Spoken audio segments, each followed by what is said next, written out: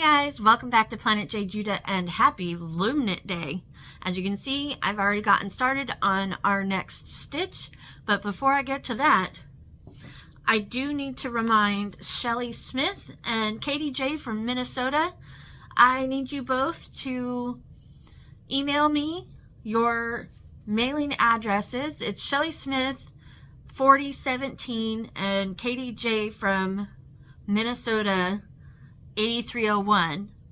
My email address is planetjejuda@gmail.com. That's all lowercase, no spaces, no underscores, just planetjejuda@gmail.com. If you would please go ahead and email me your mailing addresses so that I can get your headscarves off and running. Speaking of the headscarves, it may take me a little bit, so you guys don't need to get it to me right away.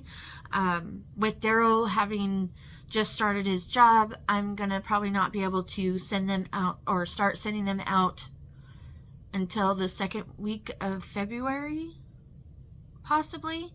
If I can in 2 weeks, I will at least start sending out 1 or 2. I have 3 currently ready and packaged to go, but yes, please just, I will not forget, I promise. They are sitting on my table. I will get them out, and as I get addresses, I am getting them labeled and ready to go. Excuse me, and as soon as I am able to get them in the mail, I will let you know, and I will send you the tracking number. So, Shelly Smith and Katie J from Minnesota, please send me your email address. Please send me your mailing address so that I can get yours ready to go as well. I will leave a post also tagging the 2 of you or mentioning the 2 of you. So there you go. And with that, during the live, I showed my Monsters Inc. inspired headscarf. And that is this one. I love it. It's so cute. I have made adjustments, and so I have been able to do kind of like a scalloped edge, and I will probably continue to make adjustments, but these I'm experimenting and testing and seeing how I like them. This is obviously going to be mine. I'm wearing it, or I have already worn it.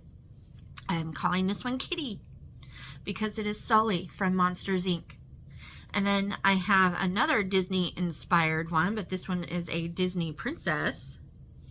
Yes, as you can see, this is Snow White. And I have, like I said, I keep experimenting. I am not sure that the yellow is the same weight as the blue and red, but the blue and red are supposed to be the same weight, but obviously they are slightly different. The red is slightly bigger. So I'm going to look into finding, whether it be acrylic, cotton, I don't care, finding yarn that I really like and getting the same brand, at least to do the same headscarf. But I like this one. I think it came out really pretty. And this one's mine as well. I'm not going to sell this one. Like I said, I was just experimenting. So, and I want to, I want to wear my product. And eventually I will start selling these. Let's see, the ones like this one, where it's just simply just the granny stitch, I will probably sell for $18.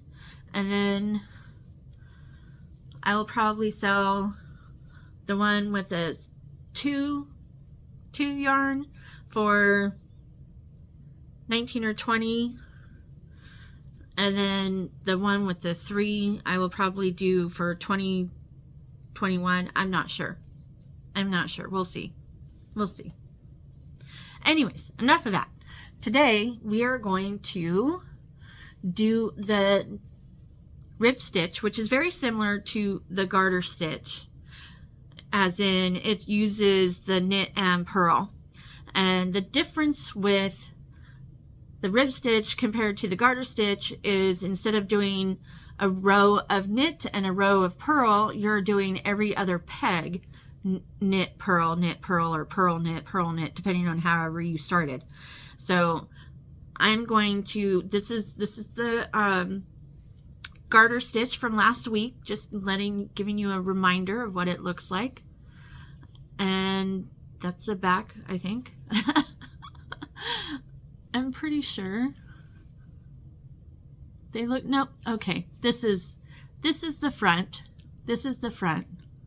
So this is the back. So it will be a very distinct difference between the two, and I am experimenting now, or thinking about experimenting my cast off so that I can get a better, like how this one's super stretchy on the cast on, and then the cast off is super tight. I'm gonna experiment with this one to see if I can get it to where it's better. And oh, I had someone ask me for this specific purpose. I don't think that once it's off the loom, I don't think you can fix it. You're just going to have to deal with it as it is.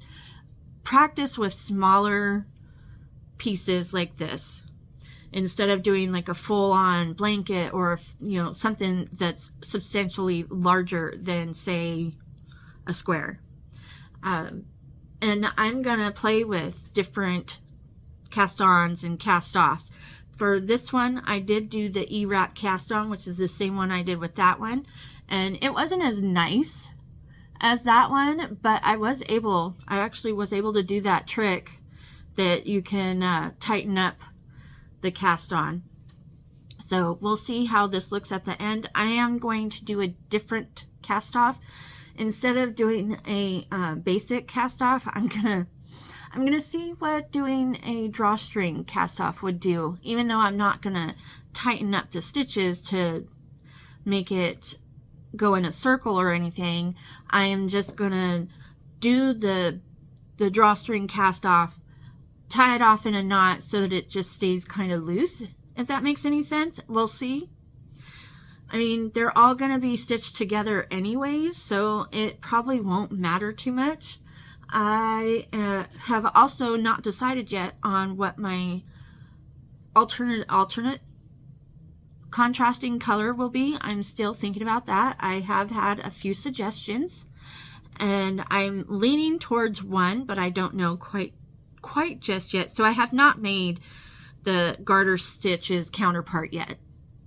So that being said, let's go ahead and get down, and I will show you how to do the rib stitch. Alright, so as always, you will need your supplies, which will be your loom, your hook, scissors, a darning needle, of course your yarn, and as we have stated, we are using Red Heart Super Saver in white, and that will be our teaching or tutorial color. And then, of course, a way to count your rows. I am using my ring counter. I love this thing. Or you can just simply use a pad and paper. So, as I said, the difference between the garter stitch and the rib stitch is, instead of doing rows for the garter, like the garter stitch, we're doing every peg.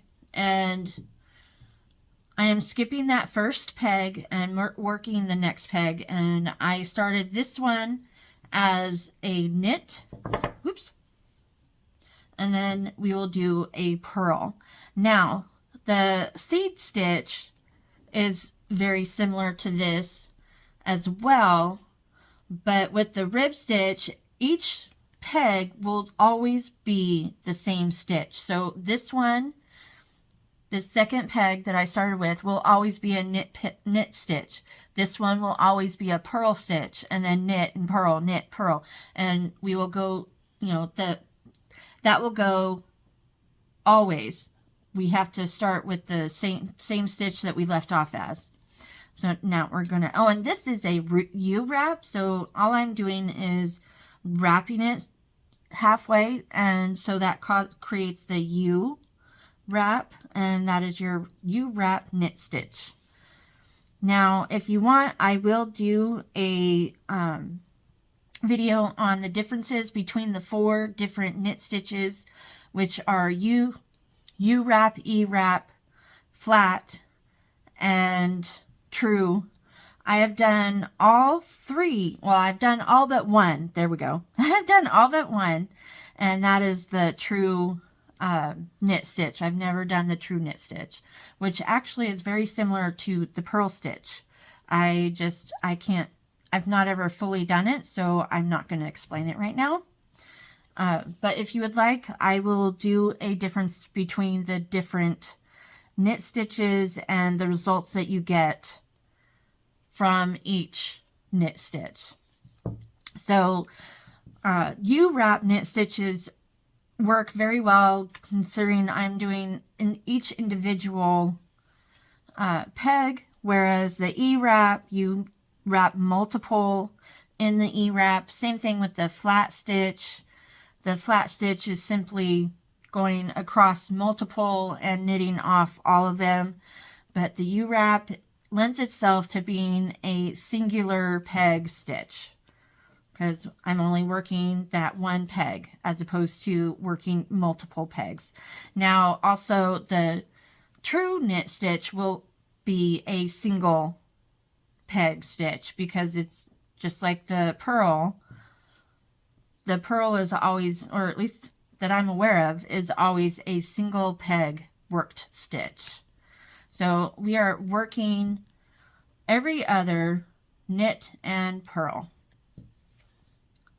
And I will catch you on the other side at the end.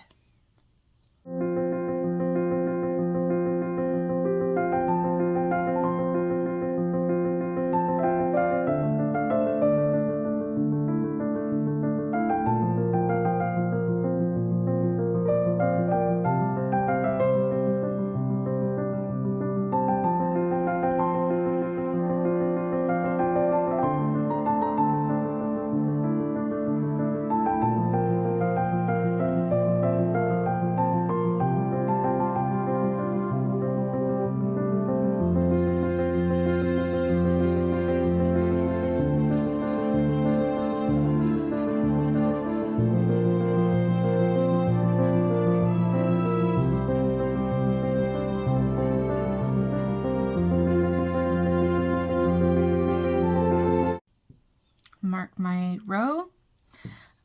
Okay, so now we are going to go back the other way, and I'm going to skip that first peg again and go straight into the second peg.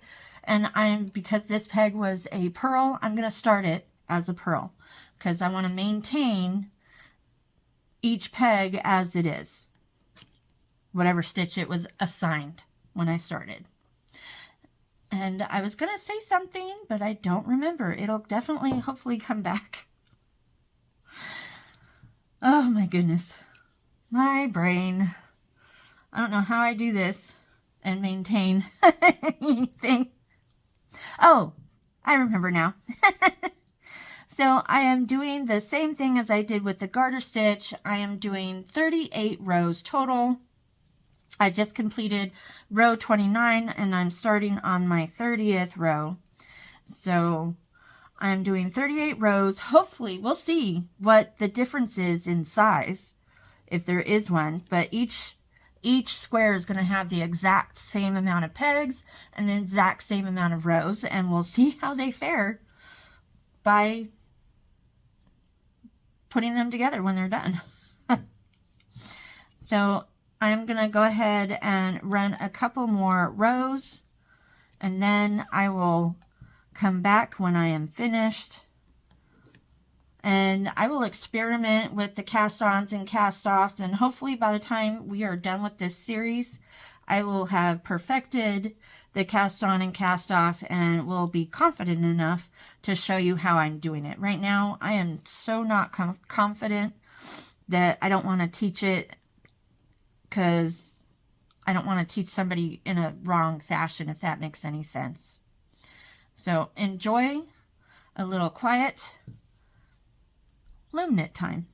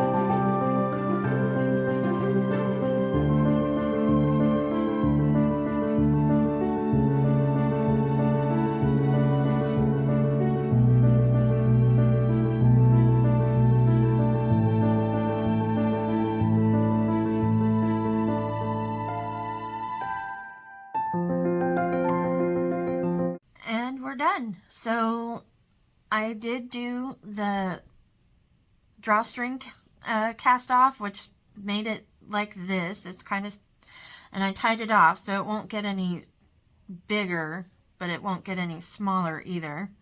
It is definitely a little strange. I will have to work on that. Definitely have to work on my cast on as well. I did tighten it, which is why it has such a long string, but I might try and tighten it again. I don't know. Because I skipped the first pegs starting my rows, this was the knit stitch peg or knit stitch end, and that's the, I don't know, can you see? That's what it did. And then this is the purl side, which created a different look. Clearly you can see this square is significantly smaller than our garter stitch.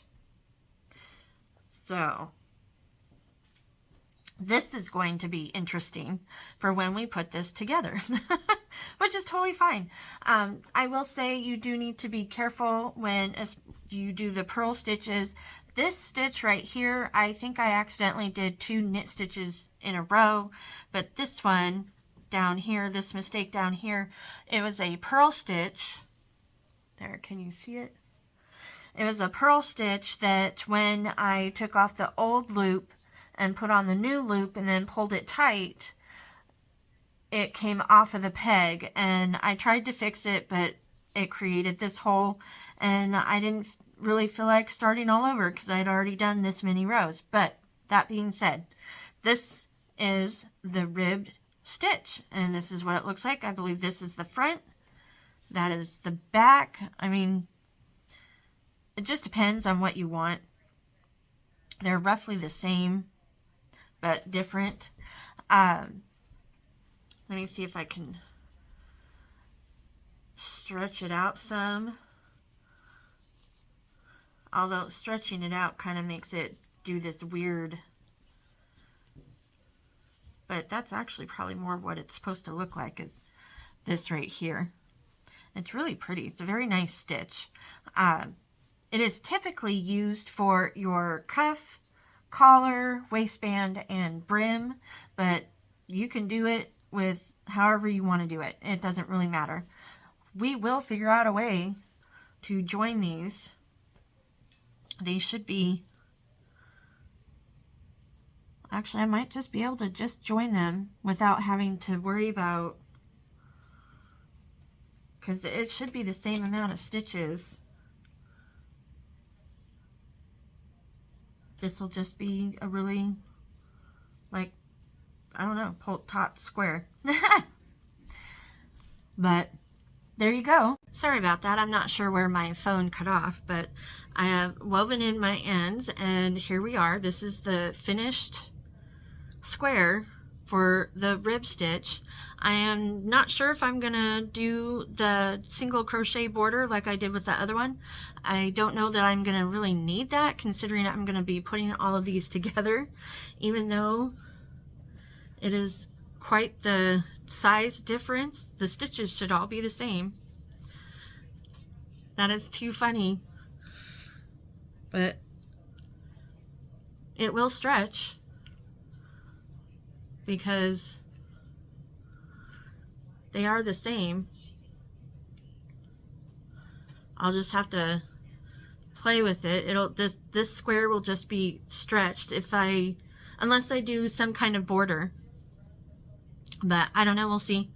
Let me know if you want me to show the difference between the knit stitches, the 4 knit stitches, and I will do that. And I can probably do another garter stitch using the other knit stitches, and it should come out significantly smaller. So we'll see. We'll see what happens. But this is the rib stitch. I hope you enjoyed learning today's stitch. And are you going to try it out? When you stretch it, it's really pretty. It's such a pretty stitch. It does really condense a lot, except for it does flare. But I mean, isn't that pretty? It looks like a It looks like a sweater. As opposed to when it's all stretched out like that. But like I said, actually, I don't know if you heard this, but if you did, then I'm repeating myself. But the rib stitch is usually reserved for your cuff, your collar, waistband, and brim of a hat, a beanie. So that's typically what it's used for, but you can use it for whatever you want. I'm still thinking about my contrasting color. I am leaning towards one, and we'll see. But anyways, they will get put together somehow to create this blanket. And it's not going to be a very heavy blanket because these are really light. They're not very dense squares, to be honest. It's really light.